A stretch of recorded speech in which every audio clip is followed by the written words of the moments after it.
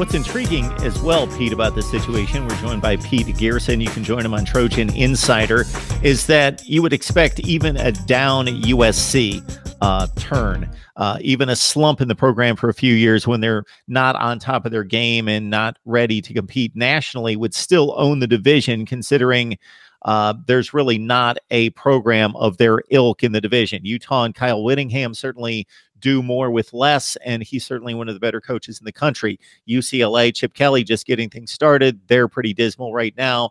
The Arizona schools can't compete on a regular basis. They're typically the 6 to 7 win type programs, and Colorado's been awful aside from one aberration for like 15 years. So the thought process that I'm bringing is that USC, even in a down spell, should grind out 8-4 kind of years and win the division and get to the Pac-12 championship game. Exactly. I mean, I mentioned before, they've had the #1 recruiting class in the Pac-12 5 straight years, and a couple of those years we were 2nd and 4th in the country. But USC, we've been ranked in the top 25 for every season to start the season, in the AP top 25 since 2001. And I'm betting that that won't happen this year. I don't think USC, who was ranked 15th last year, I don't think the voters are going to give USC that credit and have a ton of confidence in them and are going to put in the top 25. So that's a huge aspect to start the season. And then looking ahead to 2019, USC's got a really tough schedule ahead of them.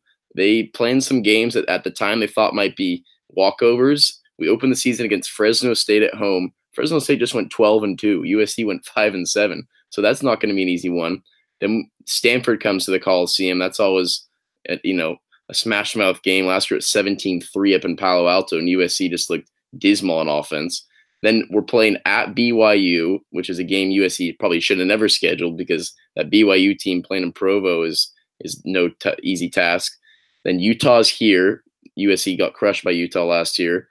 Then USC plays Washington this year, which they didn't last year, and that's up in Seattle.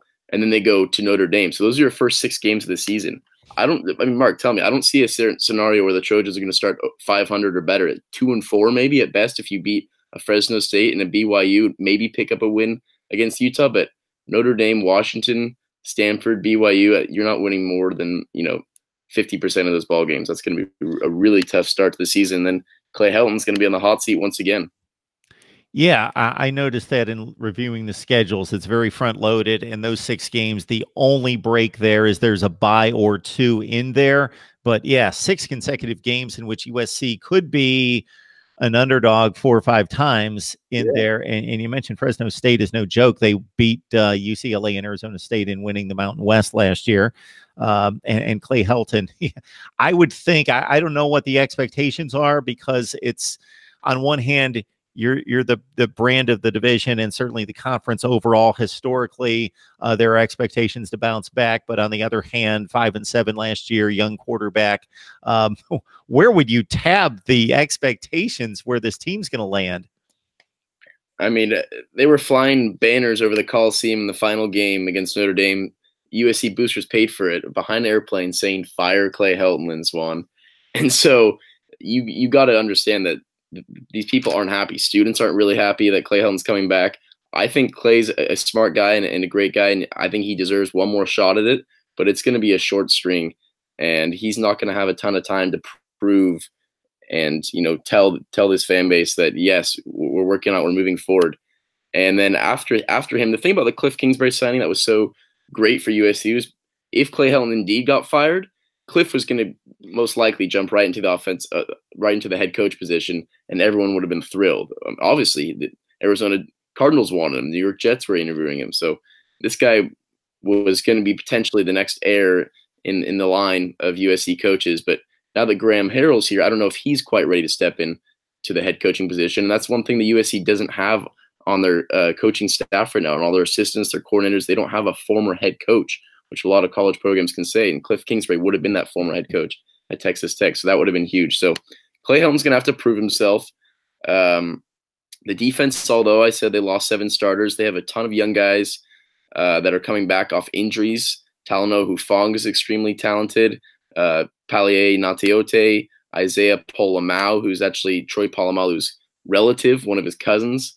So, talk about football in the bloodline there, and another USC grad. So USC has a lot of young guys that really this last year's recruiting class with the guys like Amon-Ra St. Brown and JT Daniels. On the defensive side, they have a lot of other guys that aren't household names yet, but they're extremely talented, and the playing time they got last year was really beneficial to them. One interesting thing that I was just talking to a USC player the other night I saw around campus, and I was talking about last year, and he said that there wasn't a ton of leadership and camaraderie on last year's squad, which may have led to the 5-7 year.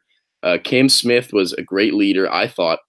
It looked like it from afar, but apparently he definitely seemed like a bit of a quiet guy, and apparently he didn't say much to these guys in the locker room. And he was the captain, a senior captain, who's also going to the NFL Combine. And apparently he didn't say anything to Palier Neteote, who's kind of going to take over and maybe be a captain in the Mike linebacker position in next year or the year after. He apparently didn't say anything to him until the end of the season when he had a big game. And that's just not something you'd want to see out of your star linebacker leader who, was an All-American and everything. And that's yes, it's up to, a 22-year-old, 21-year-old to have that leadership, but it's also up to the coaching staff. And accountability has been a huge thing with this USC program. Levi Jones was kicked off. Bubba Bolden is another interesting story, who was also suspended, and he's a very talented defensive back that USC could really use. So he's under investigation right now. I actually saw him walking on the Greek Row a few days ago, and he's a bit of a partier, so he still wants to hang around LA, but there's a pending investigation between him and another student, and he feels like he wasn't treated fairly. But if that investigation doesn't get cleared up, he's not going to be playing football here, and he's likely going to transfer to Miami, reports are coming out saying. So that's another loss for the Trojans, but it really just starts from the top, the accountability. We almost lead the Pac-12 in penalties every single season, and that just can't be happening. So Clay Helton's come out and said that he wants to make these players more accountable and, be a little more stricter.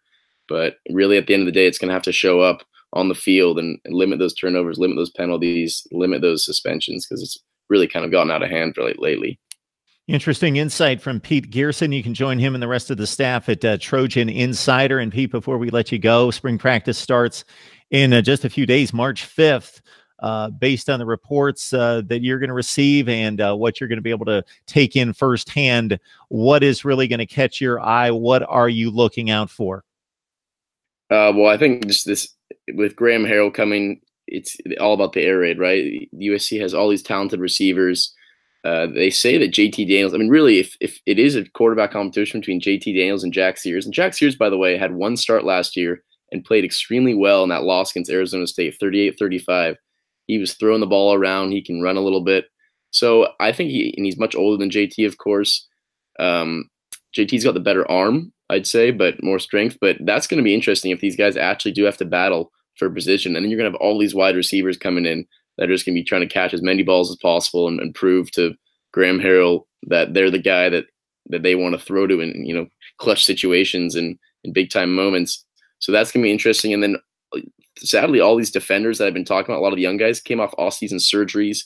Talano had a broken collarbone last year, so they may not be out there for the majority in the beginning of spring practice. So it's going to be interesting to see all these young defenders, a couple of the recruits that USC brought in, a guy like Max Williams and some of those younger guys, to see if they can kind of step up and prove themselves on defense, because USC lost guys like Porter Gus and Iman Marshall, Cam Smith, as I mentioned, Marvell Tell. Those guys are all going to the NFL, and someone's got to step in and fill up a big hole for the Trojans, because defense wasn't a strength last year.